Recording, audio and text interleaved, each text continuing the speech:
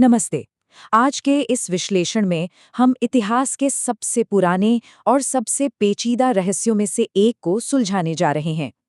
इसे एक प्राचीन कोल्ड केस या एक डिटेक्टिव स्टोरी की तरह समझिए, जिसने सदियों से दुनिया भर के विद्वानों को उलझा कर रखा है। हम बात कर रहे हैं आर्यों की उत्पत्ति के रहस्य की। आज हम इस केस की परतें एक-एक करके खोलेंगे। तो सबसे पहला और सबसे बड़ा सवाल ये है कि आखिर ये आर्य थे कौन और उनका मूल स्थान इतिहास का सबसे ज्यादा बहस वाला विषय क्यों बना हुआ है। देखिए, ये कोई मामूली ऐतिहासिक सवाल नहीं है। 18वीं सदी में जब इसकी जांच शुरू हुई थी, तब सिर्फ भाषाओं की समानताएं देखी जाती थीं। लेकिन आज हम आधुनिक डीएनए फोरेंसिक्स और जेनेटिक्स के स्तर तक पहुंच चुके हैं। इस एक सवाल ने विद्वानों को अलग अलग खेमों में बांट दिया है। तो चलिए, आज सारे सुरागों को एक साथ रखकर देखते हैं कि असल तस्वीर क्या है। भाग 1, प्राचीन उत्पत्ति का रहस्य। अब यहाँ सबसे दिलचस्प बात जो हम देखते हैं वो ये है कि आर्य शब्द की बुनियादी परिभाषा क्या है। अगर हम सबसे प्रमुख और प्राचीन ग्रंथ ऋग्वेद को ही देखें तो वहाँ आर्य कोई जैविक नस्ल या रेस नहीं है, बिल्कुल नहीं। उसमें से एक भाषाई और सांस्कृतिक पहचान माना गया है, जिसका मतलब होता है श्रेष्ठ या कुलीन। ये हमारा पहला और सबसे बड़ा सुराग है, क्योंकि यहीं से हमारी जांच का नजरिया जीव विज्ञान से हटकर संस्कृति और भाषा की तरफ मुड़ जाता है। भाग 2, 4 प्रमुख ऐतिहासिक सिद्धांत। तो अब सवाल आता है कि इस उलझे हुए मामले में हमारे मुख्य संदिग्ध या थ्योरीज कौन सी हैं। दशकों के शोध के बाद 2 सबसे चर्चित सिद्धांत सामने आते हैं। पहला है मैक्स मूलर का मध्य एशियाई सिद्धांत।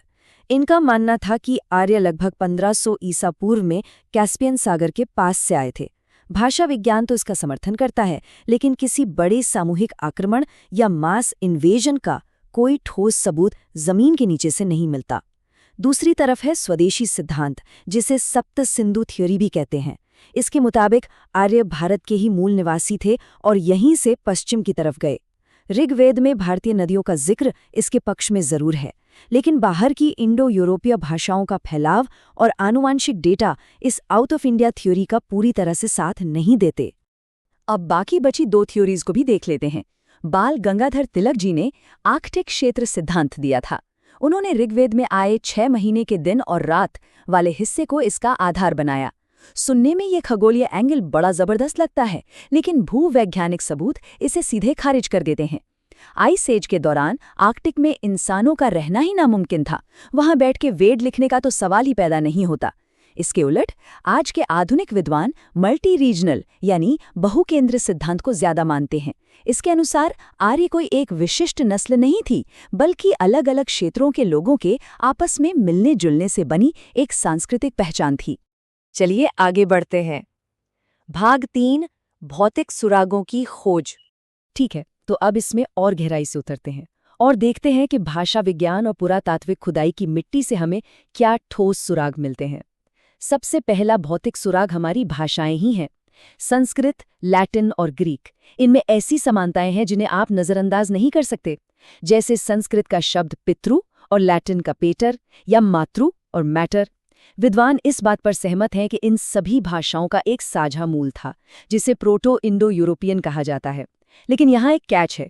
किसी भाषा के फैलने का मतलब ये बिल्कुल नहीं है कि कोई जैविक नस्ल भी फैली हो।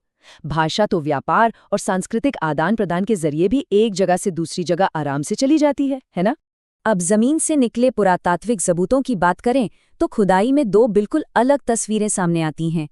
एक तरफ सिंधु घाटी या हड़प्पा सभ्यता है, जो कि एक बेहद उन्नत और नगरीय सभ्यता थी। वहां बड़े बड़े शहर थे। पर दूसरी तरफ प्रारंभिक वैदिक समाज मुख्य रूप से ग्रामीण और पशुपालक था, यानी गांव और पशुओं पर आधारित।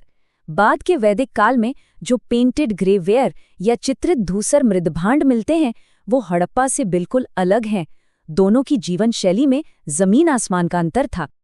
और फिर हमारी इस ऐतिहासिक जासूसी कहानी में अचानक एक नया ट्विस्ट आता है, सिनौली की खोज। हाल ही में उत्तर प्रदेश के सिनौली की खुदाई में रथ और तलवारें मिली हैं। इस चौंकाने वाली खोज ने जैसे पूरे केस को ही नया मोड़ दे दिया है। इसने युद्ध केंद्रित संस्कृतियों और स्थानीय ताम्रपाषाणिक यानी चाल्कोलिथिक समाजों के बीच एक नई बहस छेड़ दी है। इसने टाइमलाइन को थोड़ा जटिल बना दिया है और विद्वानों को सोचने पर मजबूर कर दिया है कि आखिर इन प्राचीन संस्कृतियों के बीच असल में कैसा संपर्क था। और अब आता है सबसे बड़ा टर्निंग पॉइंट, भाग 4, डीएनए फॉरेंसिक की सफलता। मिट्टी के बर्तन और कागजी पन्नों को छोड़कर अब हम उस दौर में आते हैं जिसने इस पूरी जांच को ही बदल कर रख दिया, मॉडर्न डीएनए फोरेंसिक्स। राखीगढ़ी में मिले प्राचीन कंकालों के डीएनए टेस्ट ने सीधे तौर पर साबित कर दिया कि इनमें मध्य एशियाई स्टेप जीन बिल्कुल नहीं थे। इसका सीधा सा मतलब ये था कि ओरिजिनल हड़प्पावासी पूरी तरह से स्वदेशी थे। इन बेहद जरूरी निष्कर्षों के बाद अब सारा वैज्ञानिक ध्यान हैप्लोग्रुप R1A1 के अध्ययन पर केंद्रित हो गया है, जो इस प्राचीन प्रवास के रास्ते को समझने की एक बहुत बड़ी चाबी है। चलिए आगे बढ़ते हैं और देखते हैं कि ये टाइमलाइन कैसे आगे विकसित होती है। 2000 ईसा पूर्व से पहले हमारी स्वदेशी हड़प्पा सभ्यता शानदार तरीके से फल फूल रही थी। फिर 2000 से 1000 ईसा पूर्व के बीच मध्य एशिया से लोगों का भारतीय उपमहाद्वीप में आना शुरू हुआ। पर यह कोई अचानक हुई घटना नहीं थी, बल्कि एक बहुत ही धीमा और क्रमिक प्रवाह था।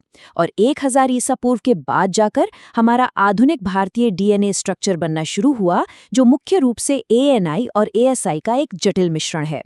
इस पर से हम आते हैं अपने आखिरी और सबसे अहम हिस्से पर, भाग 5, प्रवास न कि आक्रमण। तो इन सारे सबूतों, भाषा, पुरातत्व और डीएनए को मिलाकर मॉडर्न साइंस का फाइनल वर्डिक्ट क्या निकलता है? फैसला बिल्कुल साफ है। वर्तमान वैज्ञानिक साक्ष्य आर्य आक्रमण यानी किसी हिंसक हमले या मास इन्वेजन की थ्योरी को पूरी तरह से रिजेक्ट करते हैं। इसके बजाय ये सारा डेटा प्रवास या माइग्रेशन और सांस्कृतिक सम्मिश्रण की मजबूत पुष्टि करता है। ये रातों रात आबादी का विस्थापित होना नहीं था, बल्कि पीढ़ियों तक चलने वाला एक धीमा, शांतिपूर्ण और गहरा कल्चरल मिक्सिंग का प्रोसेस था। और ये बहुत ही शानदार तरीके से दर्शाता है कि हमारी आज की पहचान असल में बनी कैसे है। ये किसी एक पक्ष की जीत या हार नहीं थी। एक तरफ हड़प्पा सभ्यता थी, जिसने हमें कमाल का अर्बन इंफ्रास्ट्रक्चर और गहरी स्वदेशी जड़ें दी। दूसरी तरफ वैदिक प्रवासी थे, जो अपने साथ नई भाषाएं और सांस्कृतिक तत्व लेकर आए। इन दोनों का एक ग्रेजुअल फ्यूजन हुआ और उसी क्रमिक विलय से बनकर निकली हमारी आधुनिक भारतीय संस्कृति, जिसे हम आज देखते हैं। ये बाहर और भीतर के प्रभावों का एक खूबसूरत मेल है। तो इस पूरी जांच के बाद अब हम एक बहुत ही दिलचस्प मोड़ पर खड़े हैं। जैसे जैसे जमीन के नीचे से नई पुरातात्विक खोजें हो रही हैं और लैब से नए डीएनए डेटा सामने आ रहे हैं, एक बड़ा सवाल उठता है। अगला सुराग मानव इतिहास के बारे में हमारी समझ को कैसे बदल कर रख देगा? इतिहास की ये जासूसी कहानी अभी पूरी तरह खत्म नहीं हुई है और हर नई खोज हमें अतीत के एक कदम और करीब ले जाती है। इस रोमांचक विश्लेषण में साथ जुड़ने के लिए बहुत बहुत धन्यवाद।